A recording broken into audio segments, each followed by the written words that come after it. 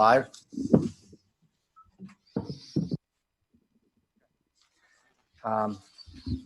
Due to the unique nature of these meetings, the town of Dyer will only accept public comments submitted electronically. If you have a question or comment about an item on the agenda, please email the question or comment to publiccomments@townofdyer.com. We will ensure that all submissions are shared with the elected and appointed officials of the respective boards. The submission will also be entered into the minutes of the respective meeting. Please list your name, your address, and your email for the meeting record. Please keep your comments civil and constructive to the policy issues on the agenda. I'd like to call to order the Dyer Utility Board meeting of June 1st, 2020. Please stand for the pledge of allegiance.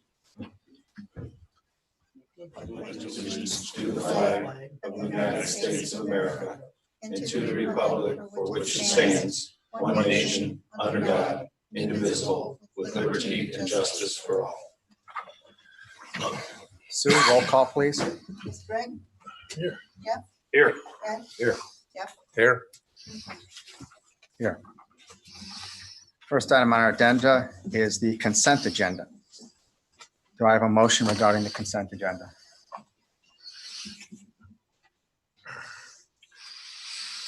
Mr. President, I'll make a motion to accept the consent agenda as presented. I have a motion. Do I have a second? I'll second. Having a motion, a second, any discussion? What I will do is I'll ask Joe just to briefly indicate the change order for Archon Construction. It's actually a credit, but if you can just briefly. Change order 1 for Archon Construction is a closing change order. It just balances out a $6,000 credit to the project and just closes out the project so they can then ask for their retainers. So the project is completed, grass is growing, so just closing change. Okay. There's no other discussion. Roll call, Sue. Yeah. Greg? Aye. Jeff? Aye. Ed? Aye.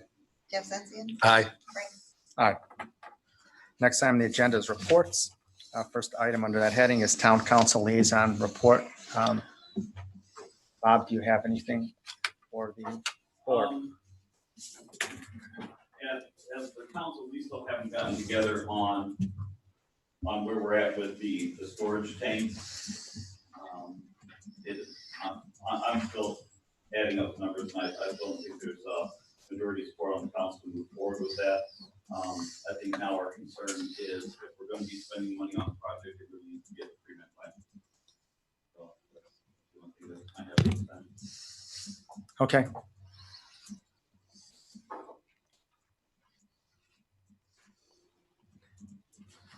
Next item on our report is the. Sorry, Frank, could I ask for Bob for some clarification on that? We're talking about a water board project and you're talking about a treatment plant project. It's a water sanitary. Okay, but so you're saying it's use the same money for a sanitary treatment plant? No, we're saying we've not been, since the first year, we've not been completely sold on the idea of the need for a storage tank. And so we're looking at if money is going to be needed to bond out for a project, that we want to fix what's broken first. And so, but when we spoke to the town council, we weren't sure what the fix the treatment plant for the IDEM report would be. So that is something that gets into a large dollar amount. You know, we want to fix what's broken first. Okay, yeah, and as far as the value of that project, that'll be discussed obviously under old business, so we have an idea of what, at least in terms of magnitudes, the cost of that project will be. Thanks for that clarification. Well, I mean, That's not what you're talking about, Bob. Are you? Are you talking about the phosphorus or are you talking about something else at the treatment plant?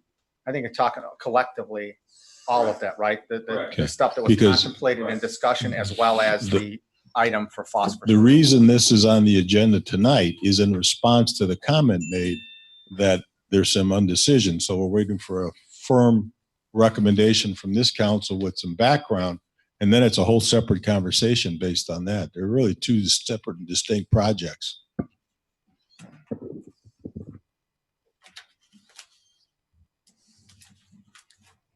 Now, we will be addressing information regarding the phosphorus and the storage tank under old business. So unless anyone has anything in reference to what Bob had said, I think we'll probably continue with that subject under old business, if that's okay.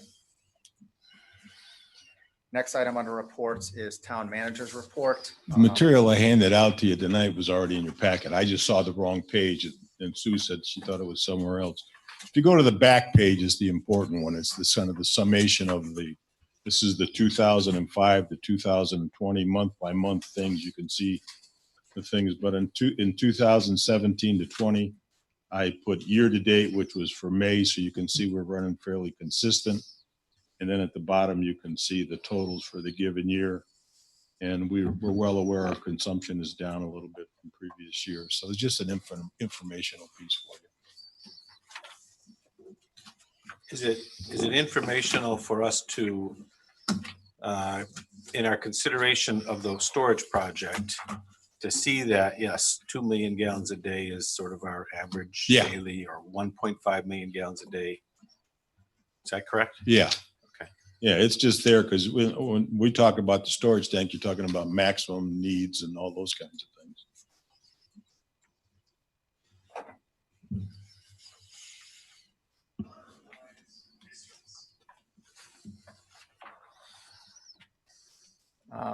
There's no further questions on that or any questions on that. We'll go on to the attorney's report. Bill, do you have anything? I have nothing. The next item is engineer's report. I assume we'll address your guys' items under old business. Is that correct? And the next item is status of projects, Hart Street Bridge update. Jeff, give us a better idea. It's moving along. It's, the bridge itself is moving along. I think they're on schedule. Mhm. And as far as our pace, the water main's been disconnected and nothing will happen until they get the thing finished. Yeah, it's not quite true, but Okay, well, then make it true. That's what yeah, so the east side will be completed, and then we'll Yeah. we'll hang the water main on the east side. Yeah. And then we'll move traffic over to the west side, and then it'll be finished. Yeah. Yeah, I'm staying correct. Any questions on Hart Street Bridge? So then we'll move on to old business. The first item is sanitary flow study. The meters were pulled on May 28th. They were pulled because we had, as everyone's probably aware, a very significant rain event. In fact, one of our more significant events in a number of years. So after a stretch of, depends how you look at it, from the monitoring perspective, a stretch of bad luck, not getting the storm that we needed. From that perspective, we had good luck. As far as all the water and the flows in the system, that would have been bad luck. But it did complete the data that we're looking to gather. So now those meters have been pulled. I think we're awaiting data sets from Stantec. And I believe the next step is obviously the analysis by Noose Engineering in regards to, I think we talked about perhaps initially some performance maps in regards to the areas that each of these flow meters were operating under, giving additional information in order to put that together. And I believe in our prior conversation, I mentioned that that information, hopefully, we'll be looking at the July meeting for the production of that first milestone or that deliverable. Does that sound about accurate? And I don't know if you want to add anything additional to what I just said. Covered it. They pulled the meters and had some good storms, and hopefully the report and interface it with the map. Okay, and that will be our next step. And again, the analysis portion of this project. So, but again, we've got some excellent dry weather, moderate weather, severe weather data. So, well, the initial report, and if you want to speak to that, I think there's going to be a number of different kinds of analysis, but the initial analysis, Joe, if you'd like to speak to that, the performance map that we talked about. The data from Stantec, look at it, and then proceed on and make some an analysis of what they're actually saying, and from there, hopefully, a short amount of time, we can come up with hopefully maybe some ideas or recommendations. So The only reason I we're asked the still in the question- data collecting portion, but The only reason I asked the question, we do have a landowner yeah. down in the southern end of town who's anxious to move ahead, if possible, with that project. I think we should give some priority to find some answers out there, if these answers can solve that. Yeah, hopefully, I think in the initial report or the initial deliverable may not necessarily answer that question specifically, but subsequent analysis will try. The intent is to try to understand what the performance of the systems is and what our options are for that area. Essentially, the issue is the chain's as strong as its weakest link. We're trying to find out where that weakest link is and what you do with that. Thank you. Okay. Any questions regarding the flow monitoring or stuff? How many meters have we placed? How many meters did we pull? They're all pulled. I believe we had 16 of them. And we went a little longer and with the right decision, because as soon as we gave the okay, we got hit with all these storms. So they're currently all out now. There was across the entire town with a concentration of flow monitors in the Willow Sycamore area. So we can begin to better isolate where those higher flows are coming from. So the Willow Sycamore area, the Pheasant Hills, not the big pond, but the little pond in the back by, what is that back there? Scotty. We've been studying that area for years, right? Yeah. We had meters in We are there continuing. So a dozen years ago.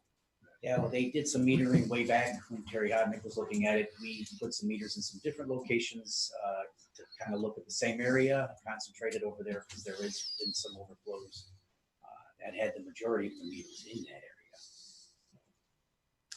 And this is building upon that flow data as well. And obviously updated flow data. And there's been some improvements in that system. So that additional updated data is necessary. Again, the intent with this one is to, again, with all the flow monitoring, to try to develop as best we can an answer to this, because there's been starts and stops with flow monitoring and improvements and so forth for various reasons. But obviously there's a significant, it has been, continues to be, and interestingly enough, appeared to be an abatement of some of the issues in that area for whatever reason, and just a resurgence of them in the last 24 months or so. But again, severe issues in that area that need to be addressed. So therefore, a good portion of it, a third of those meters are went into that particular location to try to understand and our options. Because also in addition to that, we're looking at what the capacity of adjacent subsystems are in case that's a solution. Now, again, we're always skeptical of that, but the other flow monitors will help us understand the capacity throughout the entire system up to the treatment plant in terms of potential solutions.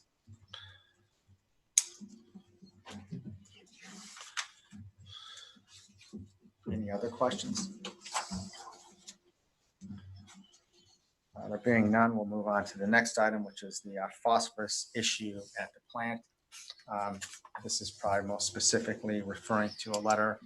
And obviously this is something we've worked with for a while now on the board level as far as phosphorus removals at the treatment plant. Obviously that came to the forefront with a letter from IDM regarding exceedances on phosphorus since the fall of last year.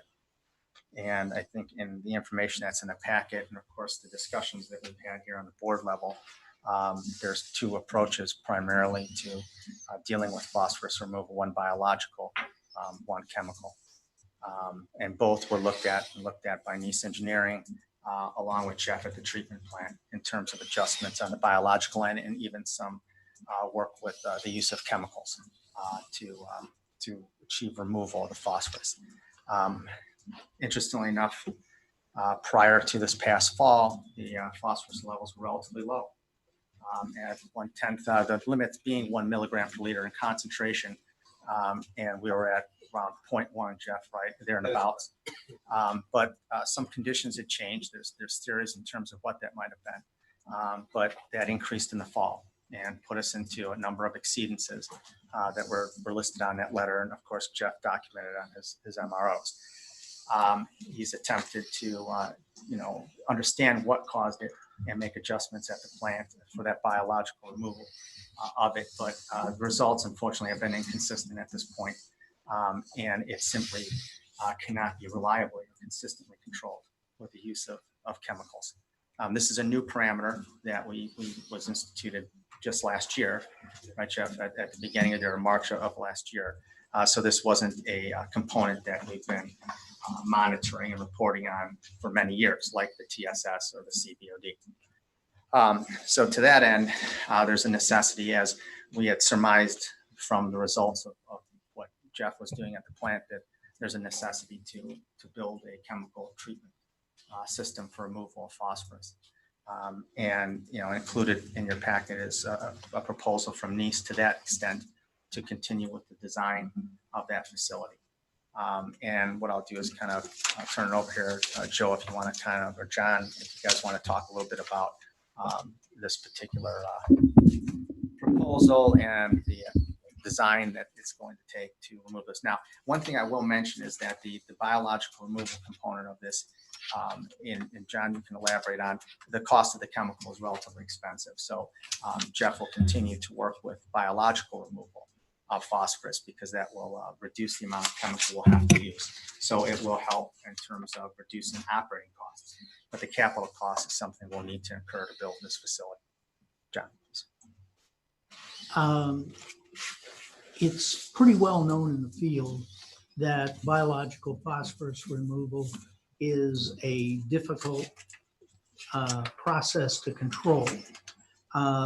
And because of that, IDEM requires that chemical phosphorus removal be provided even if biological is the primary means of removing phosphorus. At Dyer, there are trade-offs in how the plant's operated. And because of that, Jeff has sometimes experienced reduced efficiency at removing ammonia while he's doing an excellent job at removing phosphorus. In order to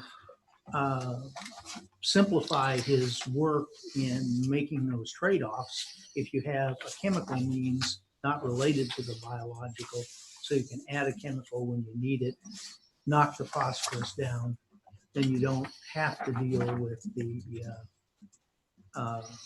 vagaries of the process, which is pretty finicky. Biological phosphorus removal does increase the amount of sludge by a small amount. Chemical treatment for phosphorus removal increases the amount of sludge a little more than biological. So there's that trade-off. So cost would increase due to the chemical provided, but also due to some extra sludge that will have to be disposed of. Did you want to add some things?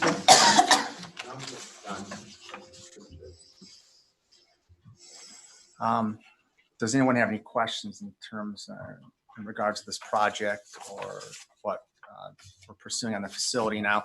And in discussions previously, we had budgeted a cost of what could be up to $500,000 for this project. However, at the end of last week, and sitting down with NICE Engineering, they had completed a similar project in Cherville, sized differently. But based on what was received in that bid, I believe we may be in the $300,000 to $400,000 range for the facility, again, as an estimate of what this could cost. I mean, again, a lot of money, but certainly not, perhaps a little bit less than what we thought it would be.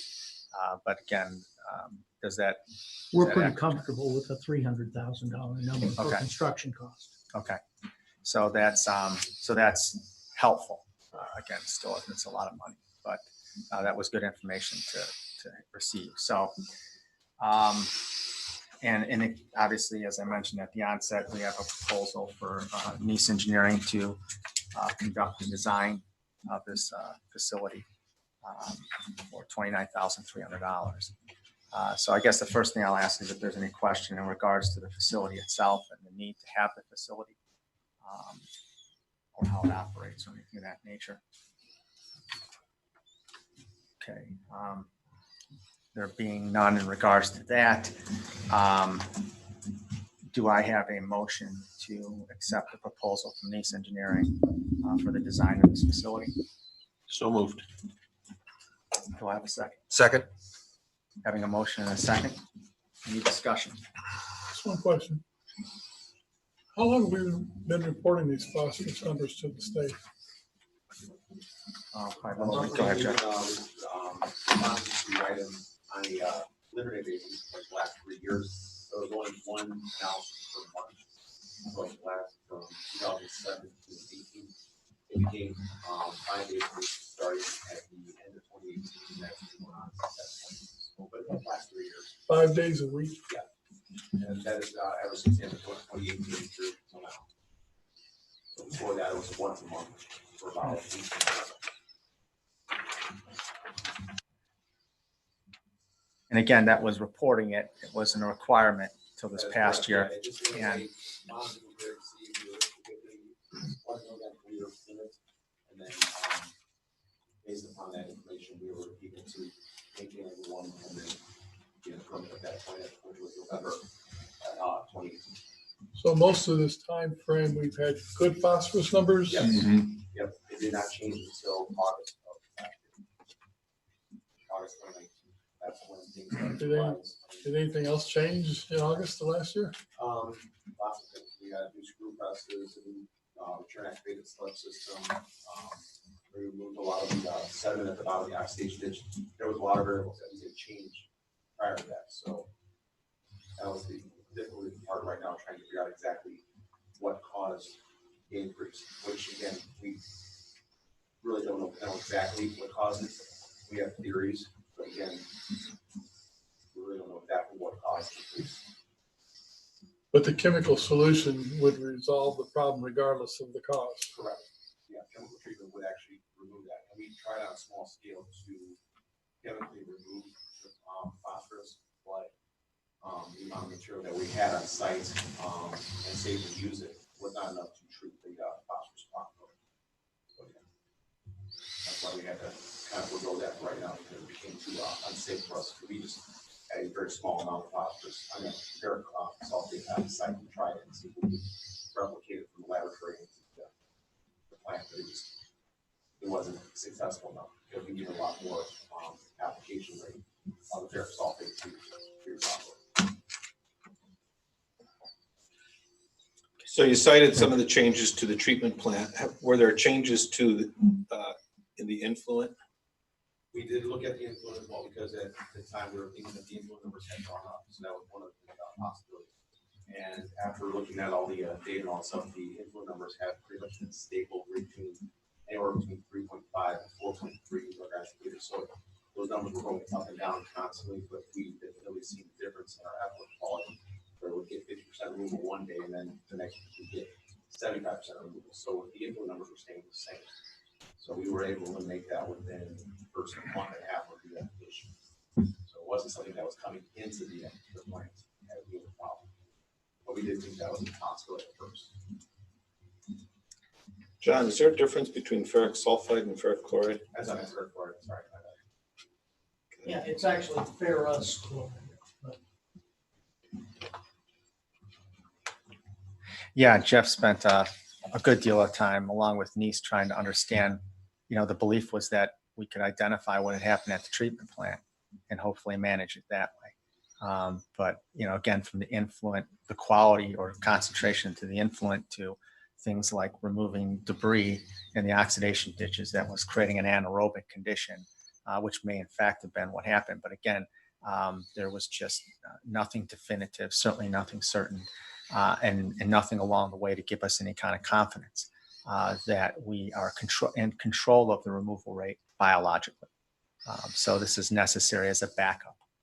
And again, going forward, the different techniques that Jeff's still exploring in terms of oxygenation and so forth, are going to be helpful, assuming they succeed, in reducing the operating cost. Because as I understand, the chemical is fairly expensive, especially if it's being utilized on a continuous and near continuous basis. So we're hopeful for that. But at this point, we're required to have that as a backup to ensure we meet Is the limitations. project in our current capital improvement plan? It's going to be budgeted for next year, which is the practical time to be built.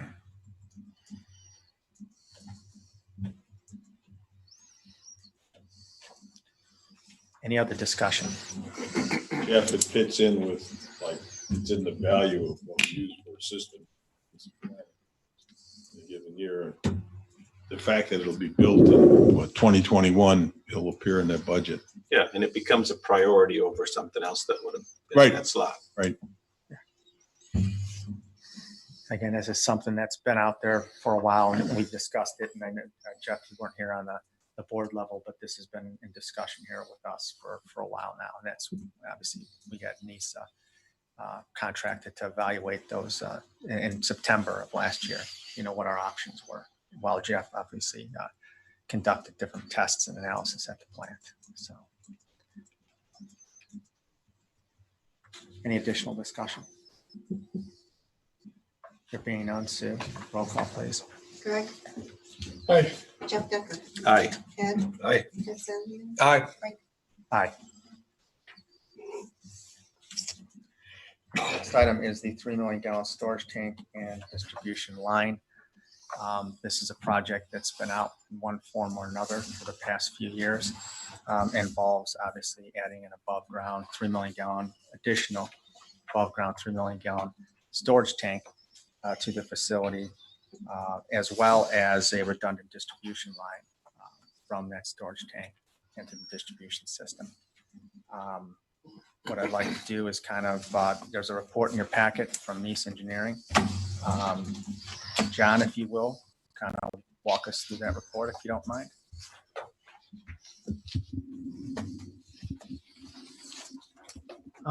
Unless you have an objection, I'll give you the kind of 10,000 foot view. We basically looked at three sources of risk to the Dyer water system.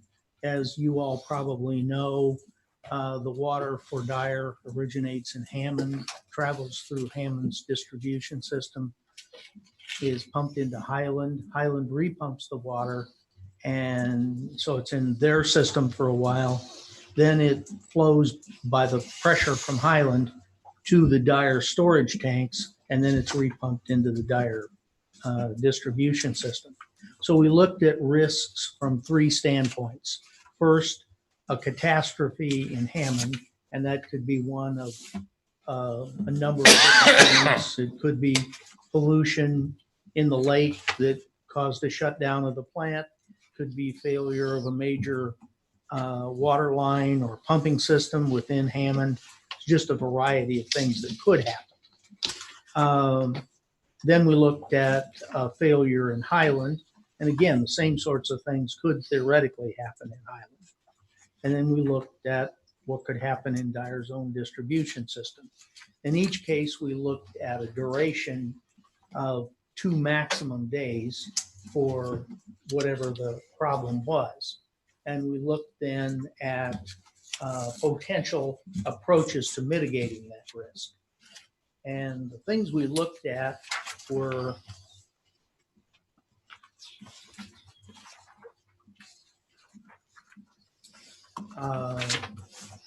providing a separate independent supply line from Highland.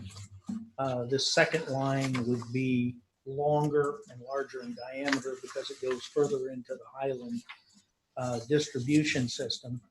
The cost of that is $8.8 million. We looked at a second 3 million gallon tank, and the cost of that is about $3.1 million. We looked at construction of an interconnection with Munster, which is also a customer of Hammond, for emergency use. And that cost is about $1.5 million. we looked at construction of substantial reinforcing mains in Dyer, primarily in the area south of the storage tank and pumping station. And the cost of that is $1.6 million. And then finally, our fifth alternative would be to look at construction of an emergency interconnection with Sherrville, which is more independent. They're served by Indiana American, or you may know them as Gary Hobart. So that would, in some ways, potentially bypass the problems that might occur in either Highland or Hammond, but not in Dyer. We created a matrix where we tried to determine the best mitigation project for each risk.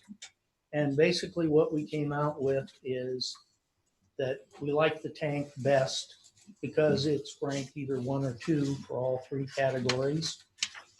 So the second priority, we're trying to develop priorities for you to consider for funding. The second suggestion was for an interconnection with Sherrville, which would cost about $300,000. And the third alternative that we thought was worth your consideration is the improvements to the Dyer system. We did not recommend the Munster interconnection because that has a similar functionality to the Sherrville interconnection, and it costs about 5 times as much. And the supply main from Highland was not recommended because it's extremely costly, and in many ways it duplicates the functionality of a second tank. I'd be happy to answer or elaborate on any of that stuff if anyone cares. Isn't it correct that we've currently got a Sherrville interconnection? There is one in Briar Ridge. That's between the low pressure zone in Sherrville and the low pressure zone in Dyer. That's not very functional from Dyer's standpoint due to the relative similarities of the pressure. The interconnection that we were considering would be on 77th, where the communities join, and that would go from Sherrville's high pressure zone into Dyer's low pressure zone. And the capacity of Sherrville at that point, due to their higher pressure, would be able to deliver a lot more water into Dyer. But we haven't negated all the other risks that Indiana American Water has a compromised source, or that they have a failure in their system, or Sherrville's got a failure in its system. All those are Still complications with any interconnection. An interconnection assumes that whatever problem you have is not shared by your neighbor.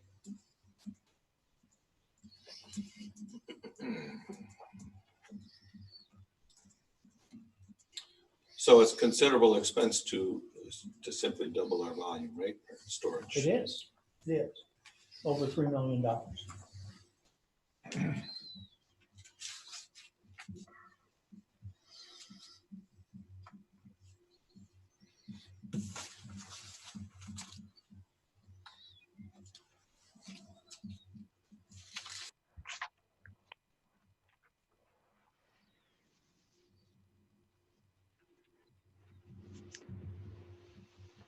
The idea behind this project, of course, was, and it kind of fit into the overall umbrella of mitigating risk in the systems. And that's basically an exercise that's happened throughout the systems, plus a couple of different events that had happened over the past 3 years that kind of underlaid the need or the potential need for additional storage, or at least another means of mitigating those conditions had they gone further. Adding that additional reliability and resiliency to the domestic water supply was, of course, a goal of this. And looking at the different options as to how we can achieve that financially. And again, this is insurance, like so many other types of improvements like this. This was the most, I guess, cost effective in terms of providing that. And I think that in your experience, John, in other communities, or at least in designing for these systems, something such as redundancy, whether that's in terms of storage or supply, these are things that are typically components you recommend to be designed into the system, or obviously that the system needs to be improved to provide them. That's a good point. The second tank was contemplated as a possible component for the future when the system was designed 25 years ago or so. However, budget limitations at that time, plus all new facilities on the supply side, made that less of a priority.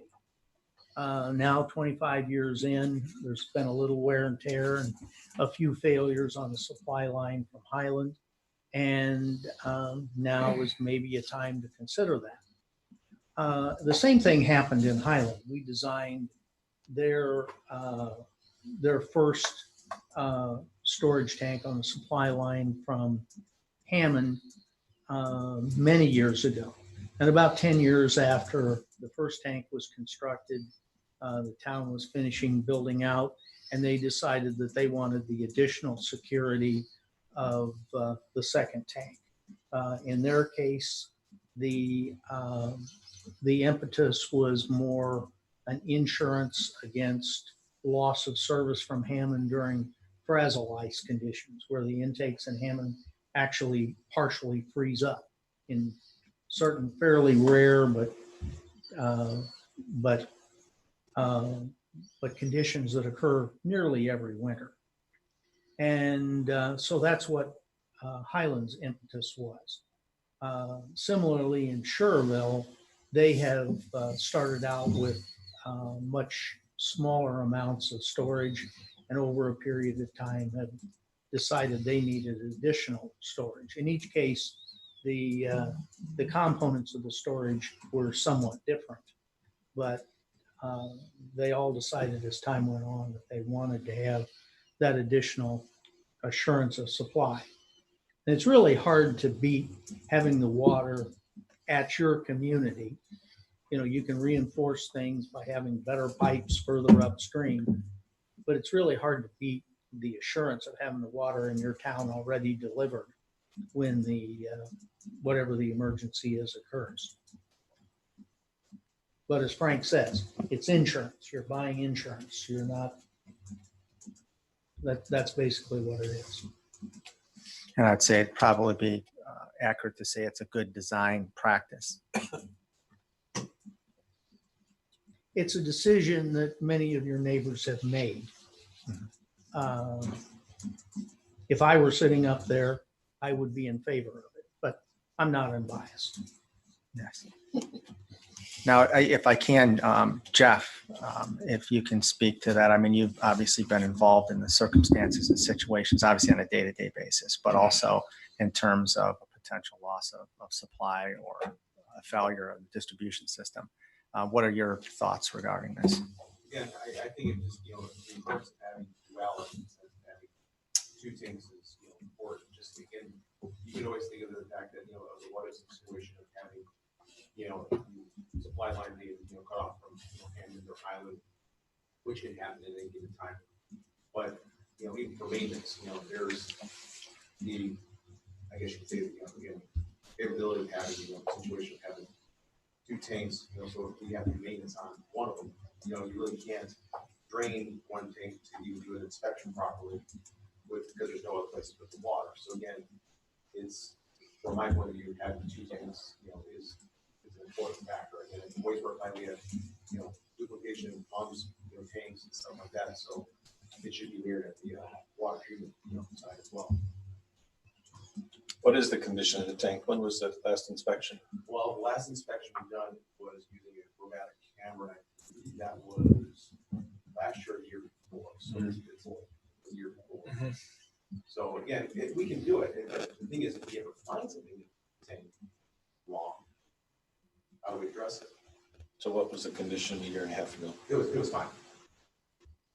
So again, it's just one of those things where I would hate to wait for the time where, you find something wrong and there's, what's the option at that point, which I'm sure we can figure out a way to, make it work. But from an operational standpoint, it'd be less stressful to have that backup tank there to utilize. Because again, you could drain the tank and you can pump directly from Highland, I'm sure. But you have a situation like happened today, you have a main break, on main coming from Highland, and your tank's down because of the maintenance. It's a lot of what is, but it's possible. And I think that in regards to the tank maintenance, Jeff, it'd be accurate to say that's not a driving reason to make the improvement, but it's a benefit. It's a benefit. Right. If it's in place. Right. So I think a lot of it has to do with the day-to-day operation, loss of supply, or other such scenario in our distribution system, like we had with the distribution main out of the tank, where we had a break there and just a loss of water that obviously depleted the system significantly in a very severe manner. So in regards to the, and as Jeff had mentioned, obviously it's a lot of money, right? And there's no question that it is. Tom, if you can speak to the financial end of this project, because that was a big factor in terms of its feasibility. The reason I brought this up several years back was the fact that we have an existing bond issue that was being retired. And it gave us an opportunity to think of the next long-term multi-generational project that we could slide into that bond issue by extending it.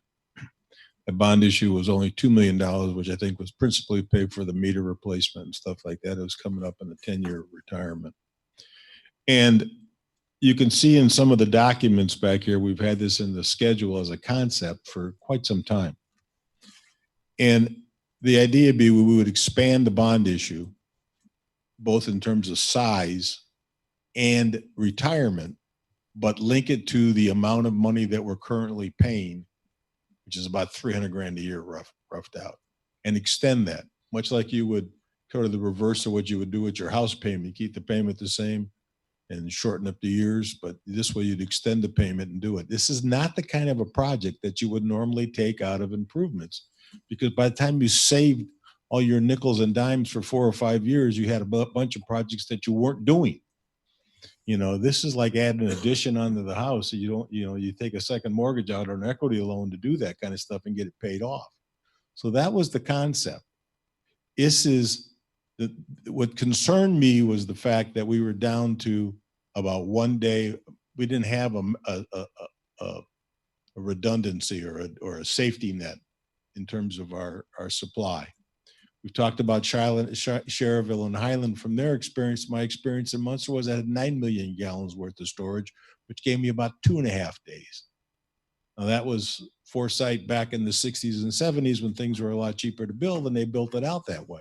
We never once had a problem with the hospital or Pepsi, both large water users, when we came into impact with Frazzle Ice. Whereas Highland had barely a day until they added some stuff. There was a whole different conversation. When Handy Andy burned down, we used 6 million gallons worth of water. Only having somebody at the station, but everybody had water. Now, last year, we had an unknown break at the plant. That's kind of like John's on his list here. We talked about once being a black swan, the catastrophic thing. We had that main break that broke in the creek that we were unable to discover. We came within hours of the tank, the storage tank being dry, and therefore the system starting to erode. We were fortunate enough to fix it, but I don't know how many times you want to roll the dice on that.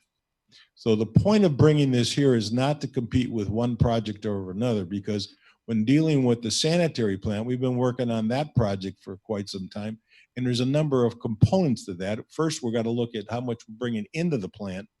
Then we deal with the headworks the short version of it, I think, and equalization basins back in the day. But to me, this is a separate project for a separate utility. And we brought it forward with a financing structure that makes sense. And what we justified some time ago, we've rejustified. There's background material in here going back to the 18 and maybe even back to 17 when it's been included in here. So it's not a new project by any stretch. And I think, I mean, I'm comfortable saying to you that, okay, you call it insurance, 300 grand a year, you pay it off in however many years, and we're doing that as part of the rate structures to come up with that capacity so you'll have an answer, whether it's 15 years or 25 years. But it's the same rate you're paying now on a previous system improvement. You don't have the ability to raise up you got to come up with $4 million to do all this stuff, right? You're not going to get that in your improvement fund without jacking your rates up a substantial amount. What we're doing on the improvement fund side are the annual kinds of things. And we're getting bigger. Frank and I and Jeff and I have had this discussion. We've knocked a lot of the low hanging fruit out. And now if the last 2 years, in the last 2 construction projects, I should say, that we've awarded, it's been $1.5 million out of improvements. What you see in your financial report tonight in improvements is not enough to pay for the Osage project. I got to wait a few more weeks till I transfer that money out. So we're going to start with 0. But a few years ago, by October, November, we had $1 million in cash in the improvements fund, which took care of next year's projects. So you can see as that's been eroding as we're trying, and we're doing stuff. We're doing big projects, and it's the system's not getting any younger. You know, and when we have to go in and spend 700 grand as part of a street project for the water stuff, that's a serious problem. And we're getting to those few streets that the next couple, 3, 4 years are going to be in that place. We still got hydrants and valves. This is to me, the natural growth of a maturing water system. You built what you needed back in 90 or 92, I think, as John mentioned. It was planned and designed to have a second tank. I don't know what the implications are going to 2 million and putting 5 million rather than 6. If the goal is to compromise, you know, whatever you got, but you can only build it one time.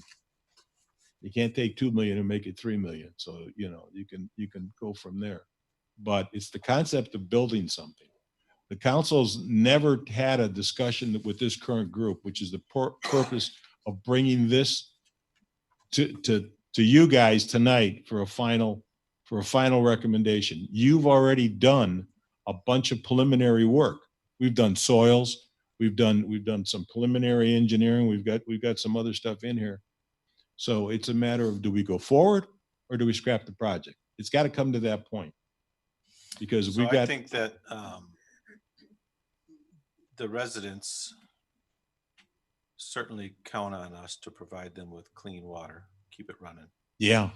The commercial, the industrial corporations that we have in town certainly count on us to continue to provide water, not the least of which is the hospital. Correct. Probably one of our biggest water consumers. I think that's correct. Basis. I think that's correct. And so personally, I don't see a good reason not to move forward. I think that we owe it to the industry in town and to the residents in town to continue to move forward on this project and to make a recommendation to the town council. They can certainly debate it. Yeah. But my recommendation would be that the project move forward. Is that a motion? Yes. Subject to the town council approving any necessary bond issue. Yep, that we make a recommendation to move forward. I'll second that. Having a motion and a second, any discussion? Would this would go to the town council? Well, Next, right? what has to happen is they're going to ultimately have to approve the bond issue. So they've got to approve the concept before we start doing anything else going down the road. There's no reason for this board to spend whatever it takes to get that thing ready for construction and get the bond issue ready to go, and then them turn it down. To answer your question, is your recommendation, to do this project based on what you think is best for the town side? The town council does not control your recommendation, right? But they control your finances as it relates to the bond. And the rates the same way. Yeah, rates, same.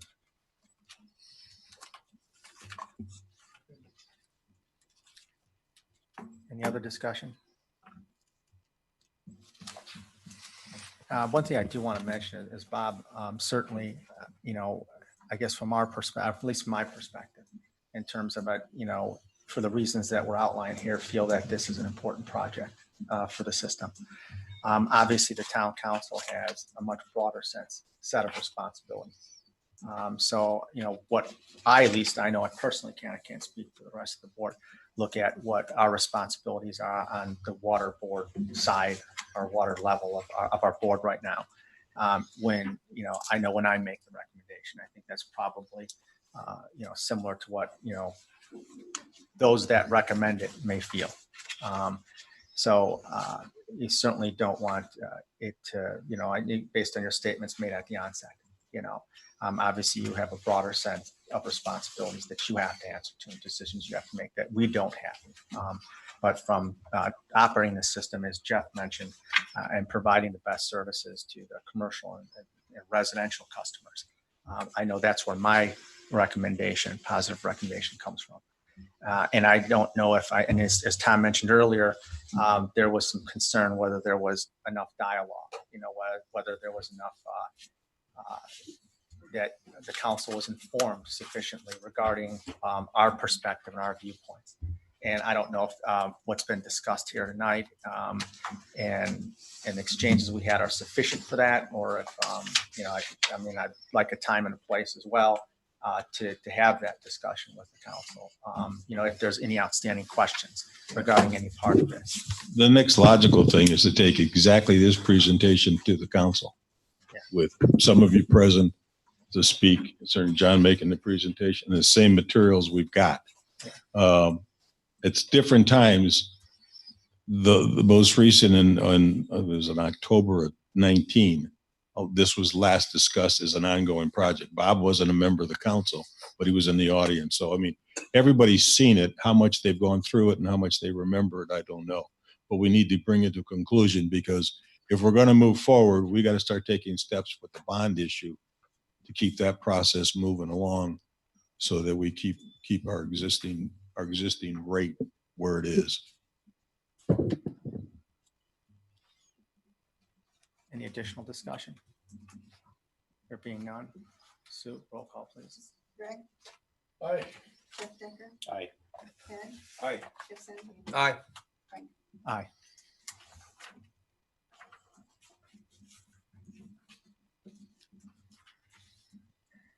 Next item of business is new business. There being no new business, we move on to pending business.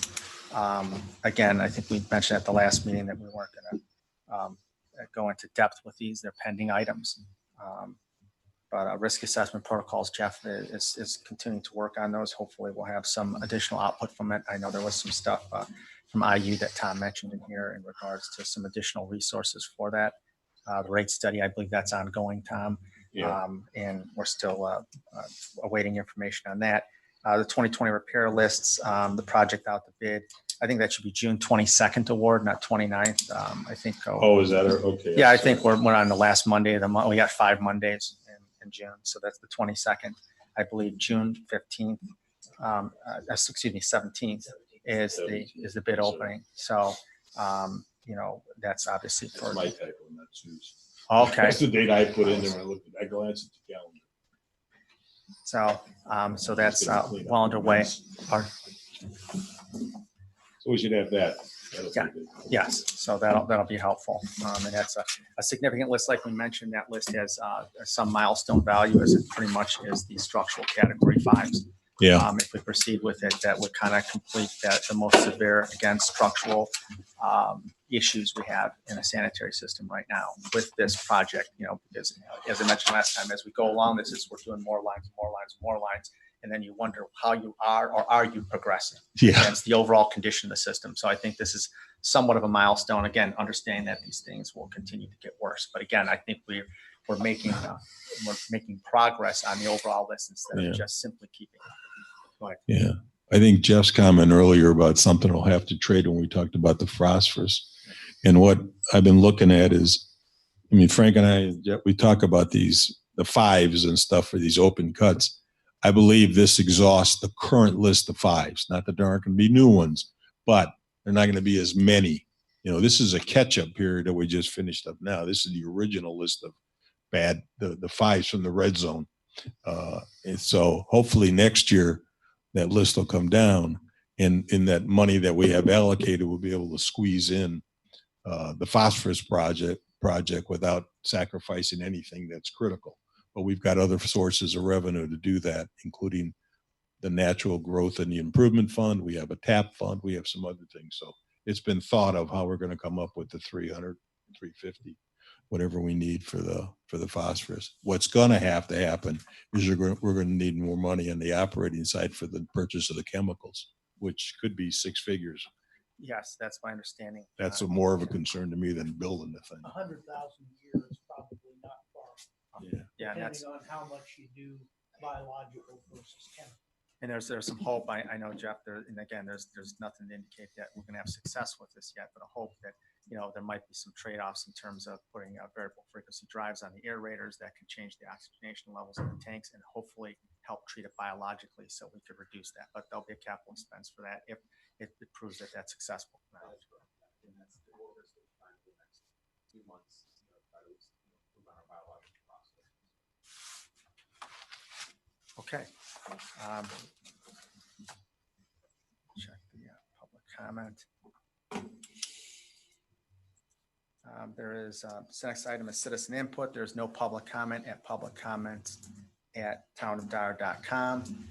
There is no one in our audience tonight for public or comment. With that, I call for adjournment. So move. Second, Second. Sue? Yes. Greg? Aye. Ed? Aye. Jeff?